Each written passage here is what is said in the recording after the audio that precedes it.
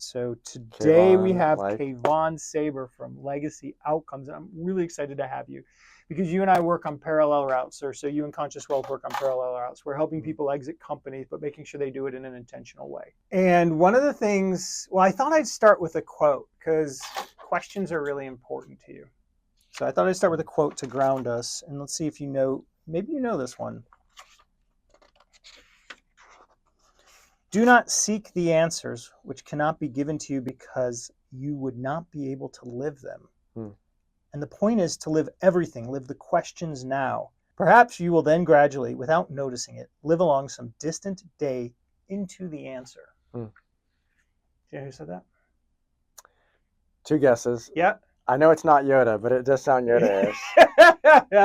My real guess is Thich Nhat Hanh. Oh, no. It's that's a good one. It's Rilke. And so Rilke wrote that in the letters to a young poet. And so this young poet started writing him, and they had these letters going back and forth. It's a great book, and it's about living with uncertainty. And I can't think of anything more uncertain than the moment you decide, I think I'm going to sell this business.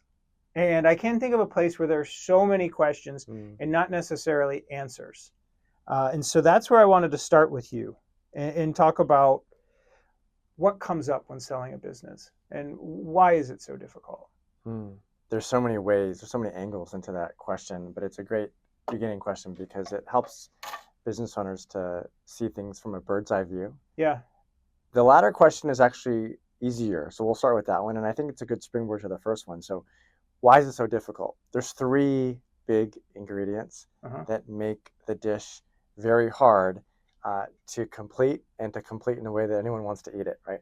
The first one, and this is the hardest for business owners to hear, and it really relates to your quote, it's assumptions, right? Business owners have a lot of assumptions, they have a lot of preconceived notions that are not market tested, market validated.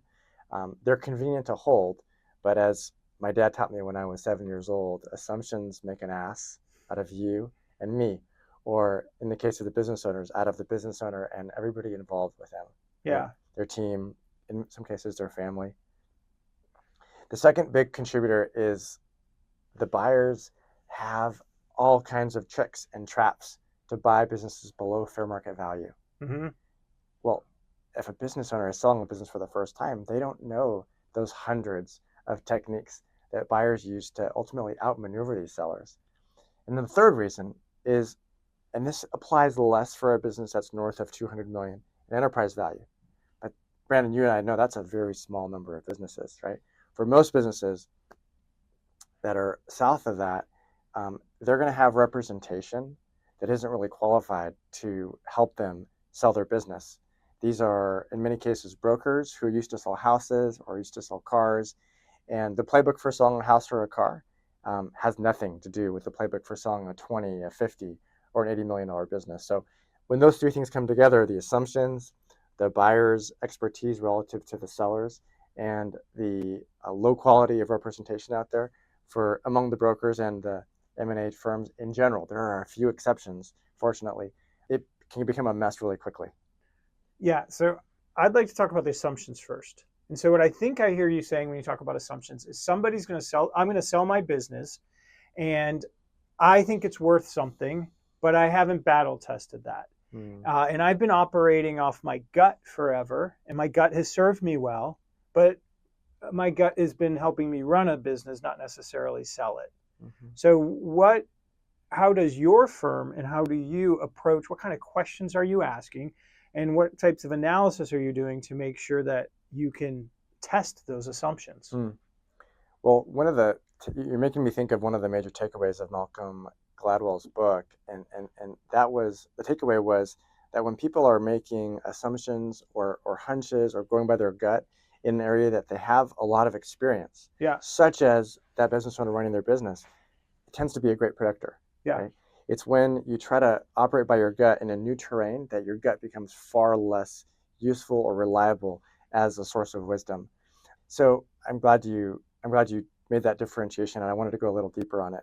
The first thing I'd say is that those assumptions are all reasonable, they're all logical, and they all have some source of truth. But the problem is it's not enough for them to be part true. It's not enough for your water to be part water, right? If your water has a little arsenic, it's deadly. Mm-hmm. And each of the common assumptions are just as deadly. You mentioned valuation. One of the big assumptions there is that I can just get a quick, superficial valuation. I can go off of something I heard at a conference 2 years ago, or talk to my brother-in-law who sold a business recently. The reality is, in the same way that a skilled baseball coach can look at the difference between a curveball and a fastball and describe their nuances, there's a huge valuation range inside of the same industry for the same kind of business with the same level of revenue and the same level of EBITDA, right? Mm-hmm. For example, to what extent is the revenue reoccurring? To what extent is there a strong management team in place? To what extent are there documented, stable, repeatable systems and processes? To what extent is that market growing, mm-hmm. Versus contracting? In every one of those cases, and there's 20 others that we could cover today, that's going to cause the valuation to be a little higher or a little lower. So just saying 3 times or 7 times EBITDA is really a lazy way to go about determining your valuation. It's much better to take a thorough approach that ultimately enables you to have something that is defensible, mm-hmm. when the buyer's pushing back, enables you to have alignment with whoever's selling the business, and ultimately gives you clarity for what you're going to do with those proceeds with your RIA or wealth manager once the transaction's over. Yeah. We can spend more time on the assumptions if you want to, but I wanted to cover the valuation one that you brought up. No, I think that's a really important one. And so the first step is the first step when the idea says, hey, now's the time to leave. Now's the time to exit. Is the first step getting a valuation then? I think it's the second step. Okay. So the first step is really getting clear on what matters to you in the sale. More questions. Yeah, there are 15 different objectives, right? Yeah. That a business owner can have. Yeah. Or can have. They may not. Every objective might not apply to every person. Let me give you some examples. Some business owners will prioritize the maximum possible proceeds or sale price. Yeah. Others will value continuity of the particular jobs or all the jobs. Yeah. Some care about the roles of specific people that might be related to that business owner. Mm-hmm. There are priorities around taxes, of course. A business owner might have something else going on in their life that has really pushed up their taxable income. And so related to the transaction, they really want to take a strategy and look for a specific buyer and a structure that will minimize their taxes. Now, asking business owners to clarify their objectives in a generic sense is not helpful. Business owner is in the trenches, building their company, yep. managing the culture, hiring, firing, looking at numbers, in many cases, trying to make payroll next week, mm-hmm. right? And so it's much more helpful to say, okay, business owner, Sally, Jennifer, Mike, Tom, sometimes you have multiple business owners, and we'll actually put them in different rooms and say, here are 15 different objectives. We want you to basically group them, high, medium, and low. Yeah. And then for the high objectives or the high priority objectives, we want you to articulate why that's important. Mm-hmm. Because sometimes there's an emotion, right, behind the surface. Sometimes there's a priority that's 2 or 3 questions deeper into the conversation that's different than that top level objective. You've heard the explanation that there's a reason and then there's the real reason. Sure. Right?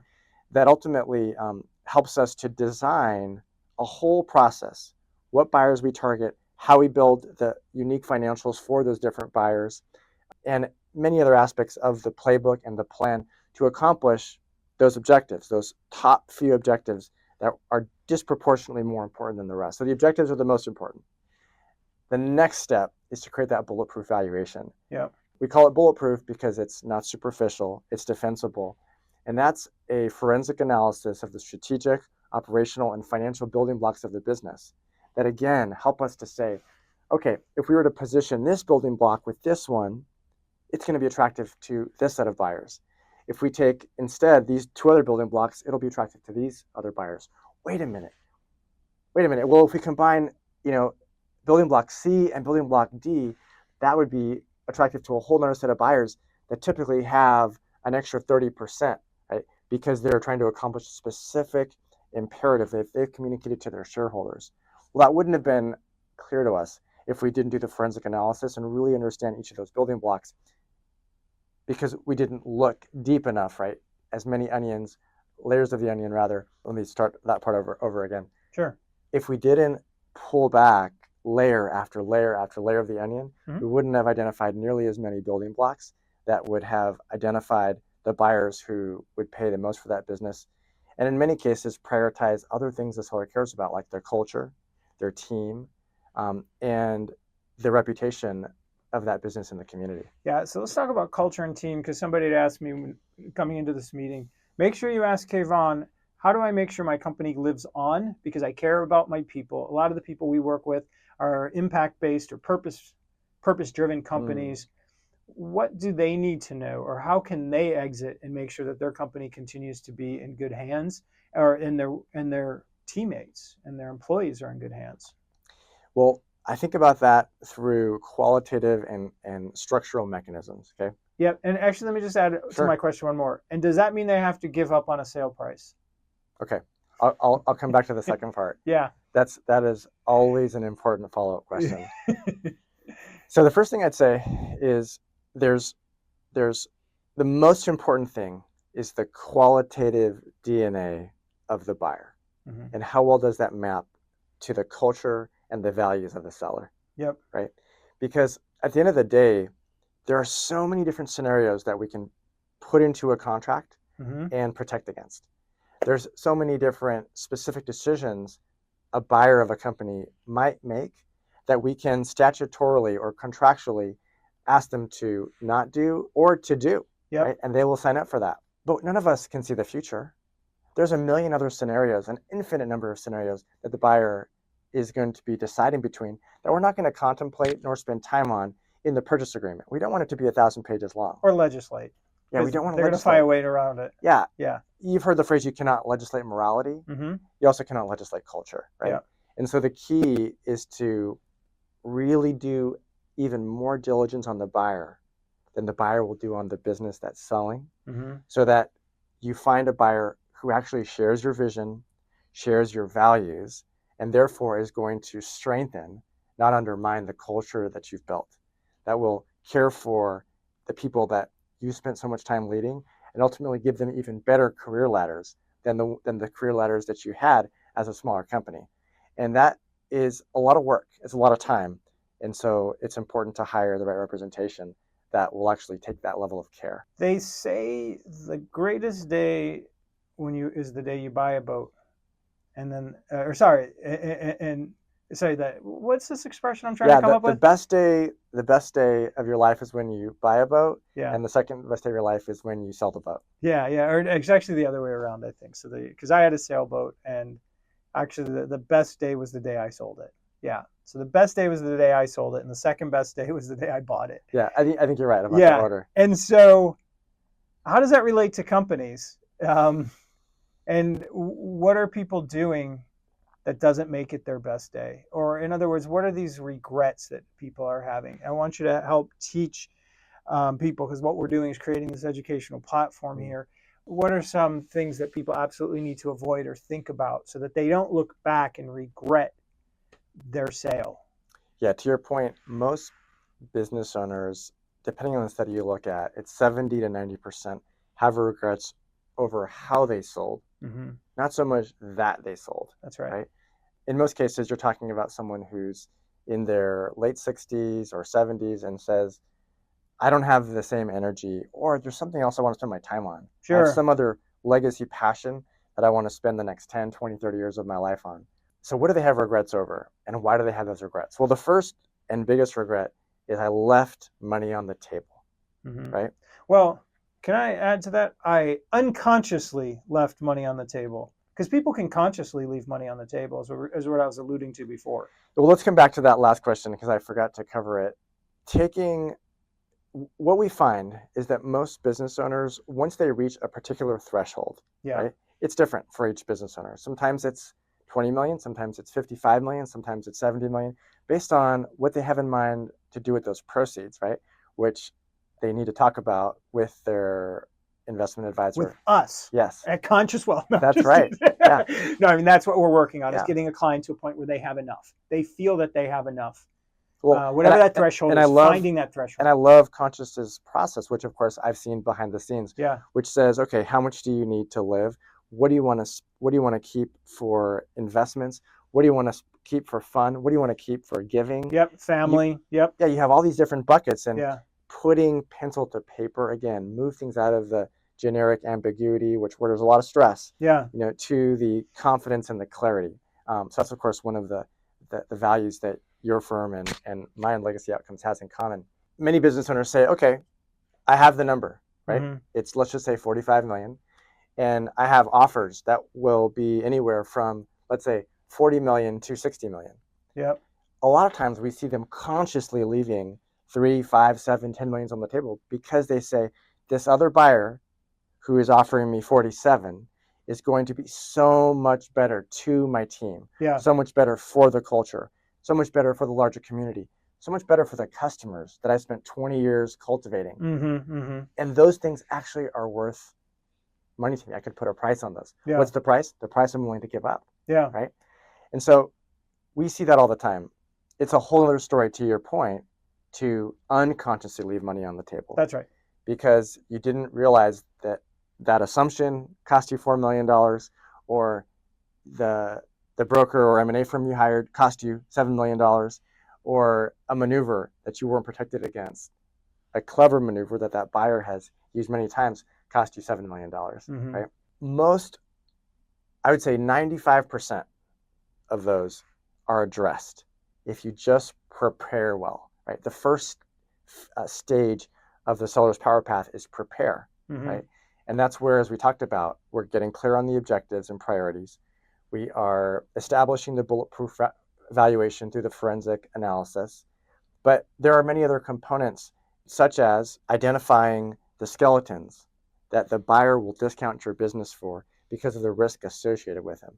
Much better to identify them and address them, rectify them, eliminate them before a buyer even looks at the business, Mm-hmm. right? If we understand what those objectives are, right, we're able to, as I was starting to go into earlier, say, okay, the biggest risks for your situation, your objectives, your business, its size, its complexity, Mm-hmm. right, are X, Y, and Z, and therefore we're going to mitigate those with specific tactics, right? As part of that preparation process, we're also recasting all the financials so that they are prepared in a way that the buyer sees them. They're not through the lens of operating the business. And so, for example, that boat you talked about earlier, a lot of the business owners, right, have boats. They have second houses. They have other expenses that are attributable to the business because they use them for business purposes. Yep. But the buyer's not going to have those expenses. And so we're able to add back those expenses and ultimately show a higher level of EBITDA, which means a higher valuation, which means the seller's leaving less money on the table. So those are just some examples. But the preparation phase, preparing, is the number one way to eliminate those regrets. You sold how many companies of your own companies? How many did you sell? I've sold two, one to a public company and one to a private equity. One to private equity. And then you said, enough of building companies, I'm going to start helping other people sell. It wasn't my plan. I had two terrible experiences in selling my companies. In both cases, I left money on the table. Mm-hmm. And after serving many other business owners, I realized that this was common, but it was almost never talked about. Who wants to talk about an experience where you could have done so much better? Yeah. Who wants to talk about an experience where you feel a lot of guilt because you know your family received less than what they could have? Who wants to think about the situations where your favorite charities are getting smaller checks because you didn't know more, you weren't more prepared, because Mm-hmm. you made in many cases, a inferior decision on, who was helping you to sell the business? And so the more I looked at the data, the more stories I heard, the more I ultimately said, this is my second career. I could go build another company and sell it, and that would be meaningful and impactful, and it will make a difference in the lives of my employees and my customers and my family. But how many more families, how many more employees, how many more customers can I serve if I go and help hundreds of business owners through their transition process? And so you made that decision on that? Yeah, I realized that I didn't want to do business with any of the advisors that I had worked with in the past. And after realizing that that was the norm for other business owners, I realized someone needs to create a better mousetrap. I ended up finding one of the leading M&A teams in the country to partner with, Mm-hmm. and ultimately learn from and continue to deliver the quality that they have been for 10 years. And that shift intersected with, and then you're a very intentional spiritual guy. Did that shift occur at the same time? Was there, or have you always been that way? Well, I didn't. Was your head in the trenches and you were just, I wouldn't say I was always legacy minded yeah. or service oriented. What changed? I grew up in Silicon Valley, so I was living a conventional life, right, for a long time. I went to high school, did pretty well academically in sports. I worked a fair amount, so I had a lot of money for an 18-year-old graduating high school. I went to college and was doing all the things that college students do until the dot-com boom picked up momentum. Yeah. And so I started my first company as a sophomore in college and just thought, all these people are becoming millionaires seemingly overnight. Why not me? Right? Yeah. Now, up till that point, I was a pretty hedonistic person, pleasure seeking, security seeking. I didn't have those words as an 18-year-old. Yeah. Yeah. Yeah. Right? But whatever was the most fun and whatever would position me with the most resources is really how I spent my time. Well, when I was a freshman in college, I realized that while I was happy, I wasn't deeply fulfilled. Mm-hmm. In other words, I enjoyed life, but there was something sort of aching in my soul for that represented deeper meaning to me. I wasn't a spiritual or religious person, but there was a Bible that my uncle gave my family on a shelf in my college dorm room. I'm not sure what prompted me to bring it in the first place, because I wasn't a Bible reading person and didn't grow up in a family that was religious in any way, shape, or form. But I started reading it. And what I noticed is that the people I was reading about, they actually weren't religious either. Mm-hmm. They had a profound, deep connection to the transcendent. It was relational. It was conversational. Mm-hmm. After they prayed, things actually happened. There were even miracles in their lives. And they had a passion that they were ready to die for. Yep. It was foreign to me. I didn't know anyone who experienced life that way. I got on my knees in my dorm room and prayed that those four things, those characteristics of the spirituality I was observing, would either become evident to me, and therefore evidence that what I was reading was actually true, Mm-hmm. or that somehow it would be clear to me that what I was reading is fiction. And then my best friend from high school, who I hadn't talked to a whole lot, we were both busy with college, he went to a school about an hour away, walked in my dorm room the next day and said, I'm hearing God's voice. My prayers are being answered. I'm experiencing the miraculous, and I have a different passion for my spirituality than I've ever had before. Wow. And so I thought, well, this can't be a coincidence. Yeah, sure. This is pre-social media. I didn't post anything about this. This was just something that was between me and the transcendent. And so I started spending more time with him, and that was the beginning of a big shift in my life. I was about 20 then. So then my life shifted from the hedonism and then the unconscious motivations, like fear that was driving me, right, Mm-hmm. to increasingly more and more into a life that was motivated by love and motivated by service. Yeah. Something, of course, I'm still working on. I haven't mastered any of this. No. But I know you're very health conscious now, and you're very diligent about what you eat, and that's one of the 4 pillars of conscious wealth. Mm-hmm. is health, our physical health. Mm-hmm. What's your journey been like there? Well, when I was in my mid-20s building my second company, I was noticing that 2 graphs were going the opposite direction. Mm-hmm. So the revenue graph for our company was going up and to the right. Yeah. But my health and my energy were going down and to the right. Yeah. I had a face that looked like a pepperoni pizza. I was covered in acne. Yeah, I see. Yep. Like I said, my energy was just in the dumps. Mm-hmm. I had trouble getting out of bed in the morning. I also had this weird sensation on my skin that whenever I was making a tough decision or just dealing with a stressful situation, it felt like someone was just pricking my skin with needles. Mm-hmm, mm-hmm. And so I sought answers everywhere. I read books. I tried different approaches. I saw doctors. I saw non-medical healthcare providers, and nobody really helped me. In fact, the doctor said that it wasn't my diet, which was one of my hypotheses. Well, I ended up being down in Los Angeles. At the time, I lived in Silicon Valley for business. I went to a church gathering that was happening down there, and one of the guys who was helping to start this church said, hey, I don't recognize you. Do you want to grab dinner after? So we went to this sushi restaurant, and he totally manipulated the order. It was like, hold these 3 things, add these 3 things. Yeah. I thought to myself, we could have gone somewhere else. Am I with Meg Ryan? Yeah. Yeah. So I said, like, man, tell me, what is the deal? Why did you just do that? Like, that was a lot of changes. He said, Kevon, I used to have a pepperoni pizza face. My energy was in the dump. and I had this weird skin sensation, and I was 40 pounds heavier than I am now. Yeah. Well, three out of the four of those applied to me. So I said, well, what did you do differently? He said, I changed my diet, and there was nothing dramatic. It was, massively reducing the processed food, especially the processed grains, eliminating sugar, moving away from hormones and antibiotics and the meat. For just sure. A lot more just plant foods and whole foods. And so I thought, well, I can make those changes. And within 2 weeks, 50% of my symptoms were gone. Yeah. Within 2 months, they were 100% gone. So I am addicted now to feeling good, and therefore eating well. Yeah, for sure. So we're starting to really lean into the health aspect and working with doctors right now to figure out how can we create health goals for our clients, or how can they create their own health goals along the way. Because a lot of times, I think a big fear of people is I call it the Jerry Garcia fear. Like Jerry Garcia stopped doing drugs and he died. And I think like a big fear of our clients is they stop working and they're going to die, right? And we've seen it a lot with people we know well. And so it's how can we increase health along the way, not so we don't die in one future day, but that we feel good today, right? And that's something I'm working on all the time.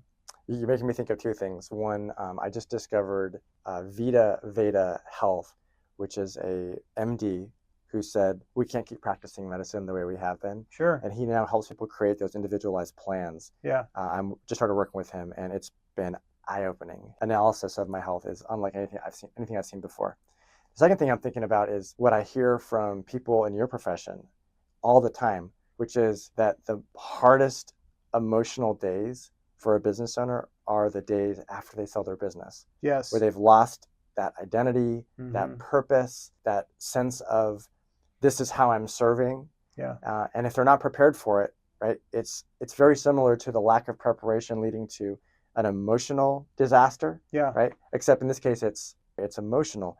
They didn't prepare emotionally, and therefore they're having an emotional disaster. Yeah, and those are all things we can help, particularly on the financial side. We're like, okay, what are we going to do with this money from the exit? And a lot of times what we'll tell people is nothing. We're going to absolutely nothing. We're going to put it in treasuries where you go take a victory lap, have a good time. We're not going to invest in any new companies. We're going to make sure cash flow is taken care of. Because cash flow is really important. You've got a lifestyle that you've been leading. But beyond that, we're just going to sit for a minute. And I think it's really important to allow for that silence, allow for that transition, as opposed to get in some rush. We're not in a rush. Yeah. Yeah. I've never seen a business owner in transition make great decisions when they're in a rush. Right? Yeah. They oftentimes are apt to really make decisions that look like they're inebriated or drunk on alcohol. Because they're low on sleep, they've got so much anxiety running through their brains and their bodies, and ultimately are in a place of operating from confusion instead of from clarity. Yep. There are two Mike Tyson quotes that I love. One is everybody has a plan until they get punched. But we're not going to use that quote. Have you ever seen the quote where he talks about legacy and he's being interviewed by this young girl? If I have heard it before, I don't remember it.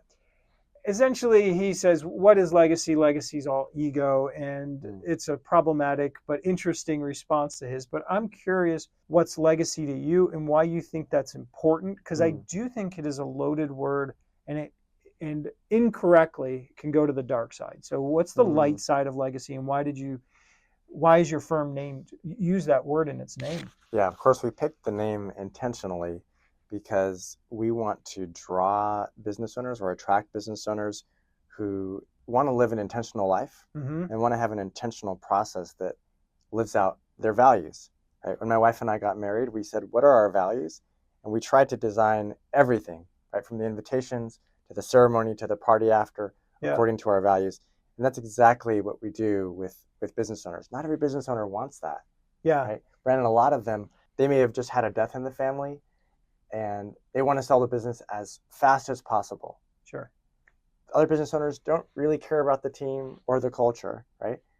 Well, those aren't the right fit for us. Those aren't the ones we want to work. We have some business owners who show a certain set of books to the government, and they want to show a buyer a totally different set of books. Yeah. Or they have a few vacation homes with extramarital affairs taking place, and they're running those expenses all through the business, we don't get involved with those businesses or those owners. Sure. So since we are focused on serving a business owner who has values that ultimately align with ours, we wanted to communicate that through the name. I need to ask you a clarifying question. Are you asking how we define legacy when we're talking to business owners, or how do I define my own personal legacy for my life? I'm not asking about your own personal life right now. I guess I want to know, what does legacy mean? Okay. What does legacy mean? What does it mean to have a legacy? Does it mean to be? Let me ask you another question then. Like, do you need to be remembered to have a legacy? I don't think so. I personally think legacy is about a transference or a passing down of values. Yeah. Right? Those values could be to your team, they could be to your family, Yeah. they could be to your broader community, right? Yeah. And there's a variety of ways to pass those down. It doesn't have to be in words, right? Mm-hmm. I think that legacy also means honoring what matters to you, right? And so the way we first start that conversation with the business owner is, what are the promises that you have to yourself, to your team, or to other stakeholders with respect to the business? Yeah. Right? To your family, to the employees that you've had, to your customers. When someone is able to clarify what their own values are, their own priorities are, and what promises they're committed to, Yep. then I think it's about creating the plan to fulfill those. Yeah. Yeah. So legacy to me is not about memory, and it's not about money, right? Money is an enabler. Yeah. It's an amplifier, but it's not at all required to have a legacy. Last question, and then we got to run, and then we're gonna have dinner tonight. I hope you're hungry. I made a lot of food. What does a conscious exit look like to you? To me, a conscious exit is treating your people, Mm-hmm. including yourself, with love. Yeah. It's about saying, I have the discretion, I have the agency here. Mm-hmm. What do I want, right, for everyone, including myself, but especially those who don't have as much agency. Yeah. And then having the courage to execute that plan, even though it's different from what Fortune magazine will tell you to do, or what some people on the periphery of your life would be impressed by, maybe some alumni that you went to school with, Mm-hmm. right? But ultimately, we all need to answer to ourselves, for people of faith or a value system or philosophical system, to the transcendent, or to our peers. Yeah. And I think taking the time to understand what matters to us and then executing accordingly is what a conscious exit looks like to me. I love it. Thanks for coming in. Thanks, Brandon. It's been an absolute pleasure. Yeah, man. Cool.